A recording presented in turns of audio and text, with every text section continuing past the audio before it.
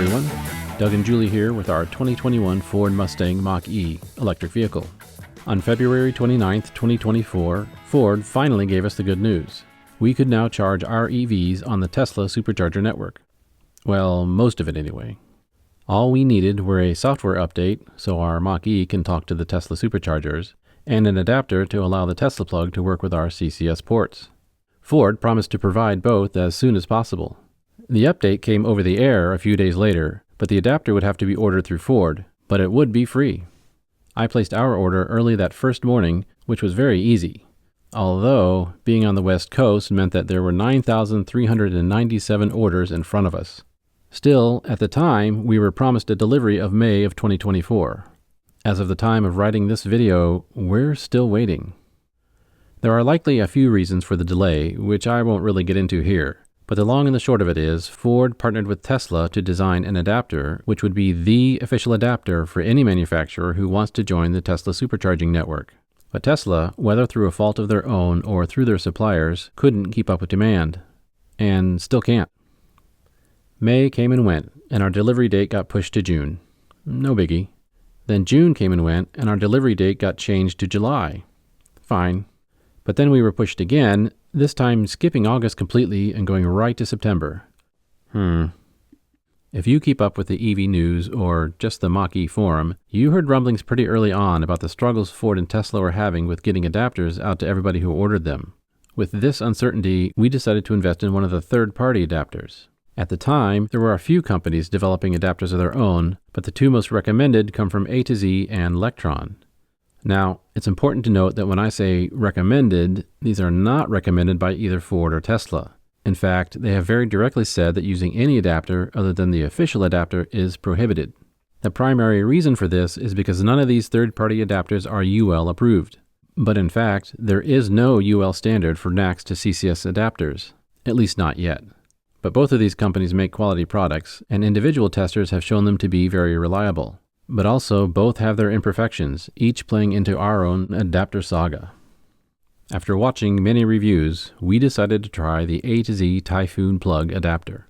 Electron had recalled their first batch of vortex plug adapters because it was too easy to pull the Tesla plug out of the adapter while charging. Not good. But then it appeared Electron engineers overcompensated and made the connection too tight, where some users couldn't get the adapter off the Tesla plug, even to the extent of having to leave their adapter behind. We obviously didn't want to risk running into any of these issues, so the A to Z seemed like a no-brainer. So we placed an order in early June and got our adapter a few weeks later. If there was one knock on the A to Z adapter, it's that some reviewers had challenges getting the Tesla plug to set and lock into the adapter. It was a bit tight. But the general consensus was that it loosened up after a few uses, effectively working itself out. Unfortunately, we weren't so lucky. Here we are trying our adapter for the first time. I believe the process as we plug in. Down and nice and tight, which I know is a problem for some. Yeah, this is going to be...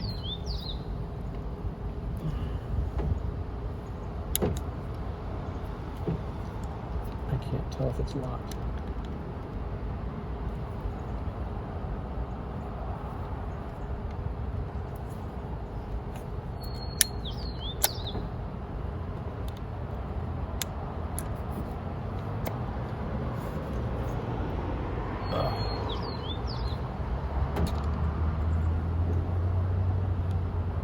I don't know if that's locked. We'll give it a try and see.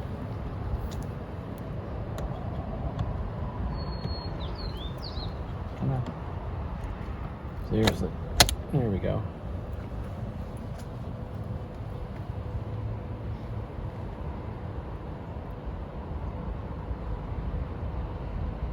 Yeah, I don't think it's connected. Yeah. Red ring of death. It's all just so tight. That's the problem. I can't see. I can tell I'm not getting it any further on.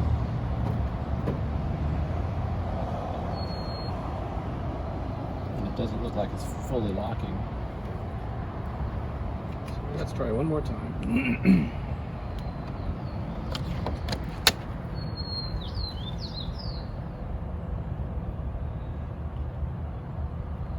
should be blue. And I'm getting a forward pass notification. Monkey has stopped charging due to a fault in the station.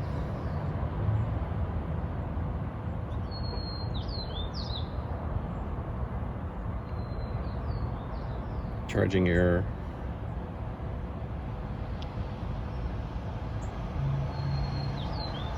And we're red again. Okay, we'll try another time at another station. Because it's just not. I just can't get this connection securely on.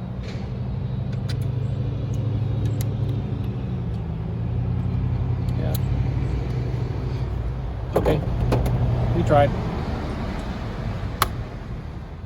Those were version 3 stations that had been around for a while, so we sought out some newer stations and tried again.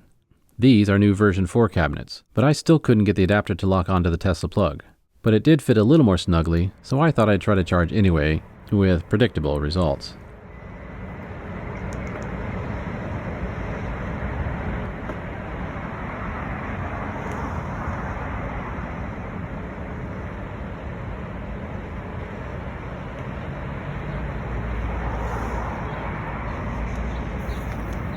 I still don't think that's locked on, but we'll give it a try.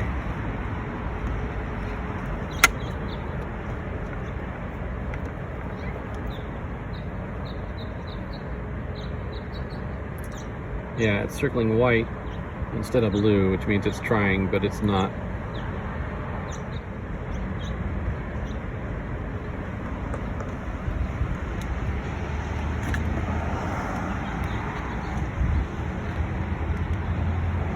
Hey, look, here comes a Mach-E. There were 2 positives from charging at this location. The first is, we ran into another Mach-E owner who happened to have the official adapter, as well as the A to Z and Electron adapters. He actually commented that he preferred the Electron adapter, which he was using. He then lent us his official Ford adapter to try out, and I'm happy to say it worked perfectly. The second positive is this was our first time charging on a version 4 cabinet, and I have to say it's a significant improvement over the version 3 cabinets. Most notably, we were all able to charge without taking up extra spaces or blocking any chargers. Let's hope more locations upgrade to the V4s soon. I didn't film it, but we did try a third location with the same negative results. We just couldn't get the Tesla plug to lock onto the adapter anywhere, so this adapter was a frustrating fail, and we began to start the refund process. I will say the folks at A to Z were great to work with, and even got on a FaceTime call to offer suggestions on how to get our adapter to work. But when even those didn't work, we had to send it back. By this time, we were well into July, and I was getting anxious to have an adapter. So during the return process of the A to Z, we ordered an Electron adapter. I was a little leery because of the previous recall issues, but they had plenty in stock, and I happened to catch them during a mid-July sale, so things were looking up. About a week later it arrived, so we set out early on a Saturday morning to give it a try. Electron wants us to plug this into the car first.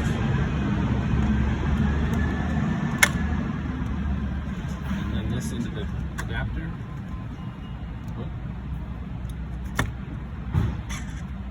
I hear it circling. The light is blue.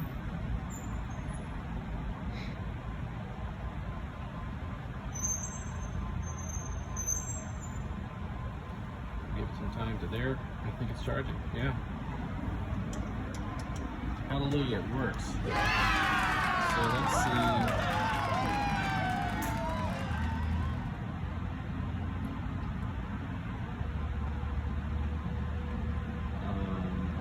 Ford adapter and see.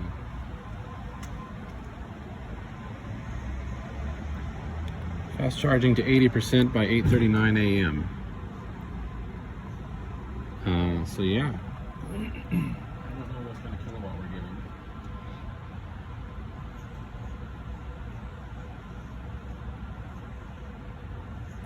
But importantly, it works. One thing that was different about the Electron adapter was the plug-in process.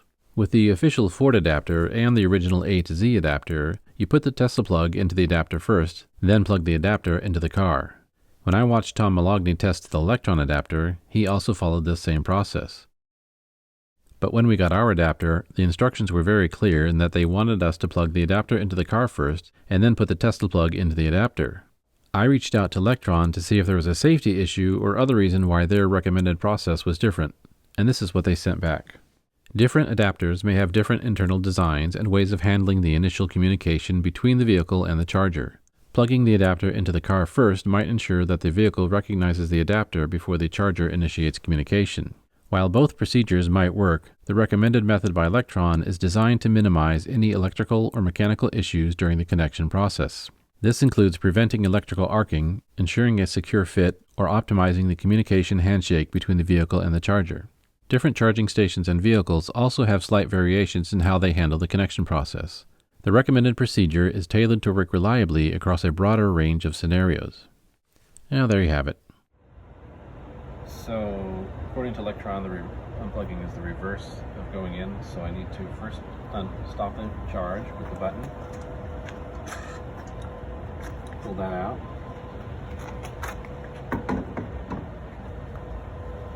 And then pull that up. You can kind of see why you do that. It's a little stiff. And we're good. Good to go. It works. Yay. Now we can travel anywhere. Thank you. But our adapter saga doesn't end there. While receiving and testing the Electron, A to Z had reached out about my return. In late July, they had introduced a newly designed adapter called the Typhoon Pro plug. It's a little more expensive than the original Typhoon plug, but we worked out a deal where they would send out one of these in lieu of a refund. It would mean we'd ultimately have 3 adapters, once the Ford unit arrives. But the new design is a significant improvement, and I was very curious to try it out. Interestingly, with the new adapter, A to Z also recommends the plug-in procedure suggested by Electron. Plug the adapter into the car first, then the Tesla plug into the adapter. Here's how that worked. A to Z, this is the new one.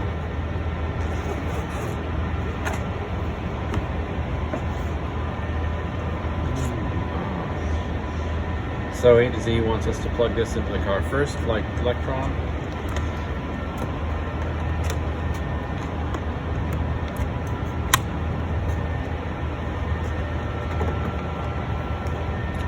And then the Tesla plug into the A to Z. Whoops. See, that didn't... Oh, you gotta be kidding me.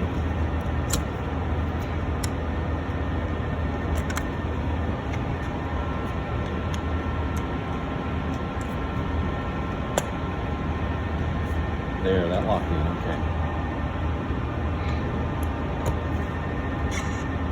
There, I heard it. There.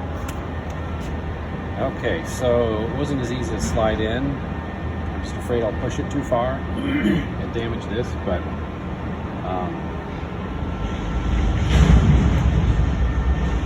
let's see. It's charging.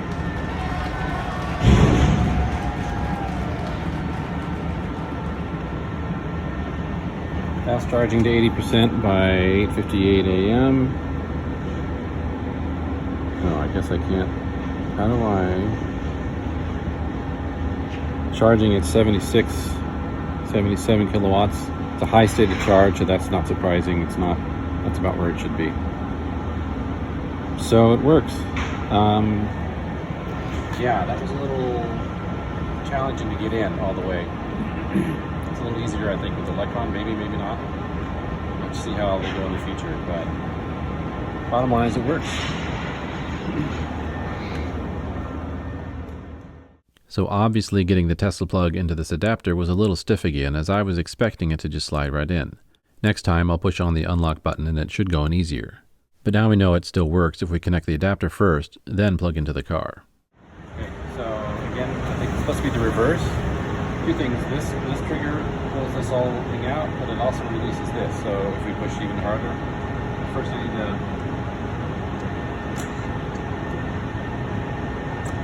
Yeah, that works, cool.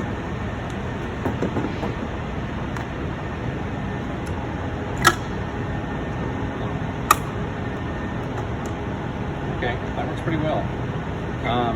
The dual trigger, it's cool, good concept. I think I actually like the Electron better, where you pull underneath.